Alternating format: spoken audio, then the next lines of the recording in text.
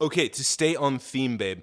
Florida man contracts flesh-eating infection from bite from relative. Whoa. You were thinking I was going to say alligator. You were thinking I was going to say snapping turtle. I was just thinking. I was thinking seaweed. I was thinking blob. I was thinking we already have something flesh-eating in this episode. How can there be two flesh-eating things? Donnie Adams of Tampa Bay developed a small painful bump after a relative sunk their teeth into his right thigh, as apparently they were pretty close to giving him a blowjob, it sounds like. Jesus. Why is your cousin anywhere? Why is your cousin's mouth next to your thigh? By the way, I'm assuming it's a cousin. It just says relative. I don't know if it specifies. A relative sunk their teeth into his right thigh. That is such awkward positioning. How do you even get into this situation? Although, as he attempted to break up a tussle at a family gathering in February.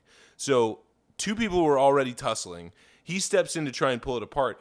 Presumably, those guys are rolling around on the floor, which is how his relative was in the position to sink his disgusting teeth. Imagine the color of this person's teeth, by the way, for them to give a flesh-eating bacterial infection. I was gonna say a thigh is it is the juicier part of a person. You're saying this is where you would choose to bite somebody. There's something about it, yeah. Because you can really bite down. I feel like you tried to bite a wrist. You're not gonna really get anywhere. A thigh is something you can really sink your teeth into.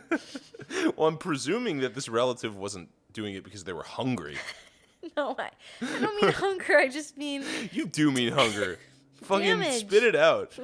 You've talked about cannibalism on this pod too many times. Okay, fine. You've made that cute little joke. You think it's so cute when you say that you would... Oh, if I had to, I totally would. Okay, fine. I won't You think talk I'm about not it onto you by this point? You want to bite the thigh. You have particularly juicy thighs. Okay. All right. I just have to tell you. I'll take that. That sounds like a compliment. I'll take that. It is. You have nice man legs, but yeah, your thighs are... Fucking no biting, babe. Okay, fine. Assuming it was just a harmless lesion, he took himself to get a tetanus shot and a course of antibiotics, the Tampa Bay Times reported. Now, if a relative bit you, would you go get a tetanus shot? Yeah. Immediately? If I was bitten by a human being, I'd go to the doctor immediately. Really? Yeah, fuck yeah. Oh, okay. You shouldn't be... I thought tetanus was just from stepping on a rusty nail or something. Well, yeah. I mean, he probably got the Tdap. Yeah, sure. But, I don't know. Maybe this fucking person... I mean, this person is biting their relatives. They're, rolling around on the floor fighting, and then when their hands are occupied, they use their fucking teeth. Yeah. So they might have rusty nails in their mouth. Yeah. You know what I'm saying? Mm-hmm. Who knows what the fuck's going on with this person? Instead of gold crowns, they've got fucking, I don't know, copper they stole from a car. You know what I mean? They stole somebody's catalytic converter and then turned it into crowns for their shitty teeth. However, 3 days later, Adams could barely walk. The 52-year-old returned to Florida Northside Hospital in St. Petersburg and was immediately rushed into emergency surgery. I would have never imagined that a human bite would turn into something so horrific as a flesh-eating bacteria, Adams told WFLA. That's right. Wound care specialist Fritz Brink made his first incision. A gray ooze leaked from Adams's leg. Ew. Each additional cut revealed bright red, rotting flesh from his knee to his groin. Brink told the Tampa Bay Times about 70% of the tissue in Adam's thigh had to be removed. Oh, my God. He then required follow-up surgery to remove the remaining infected flesh. The flesh-eating bacteria, known as necrotizing fasciitis.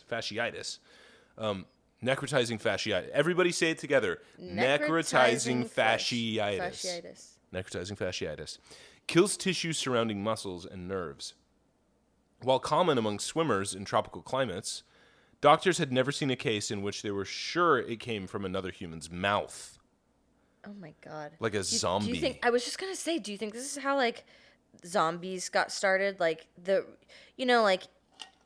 In ancient mythologies, Yeah, I don't know. The weird guy who lives on top of the hill that only comes out at night. Yeah, who has fucked up teeth. Yeah. He'll bite you and then you'll start dying. Yeah. Yeah, I don't know, babe.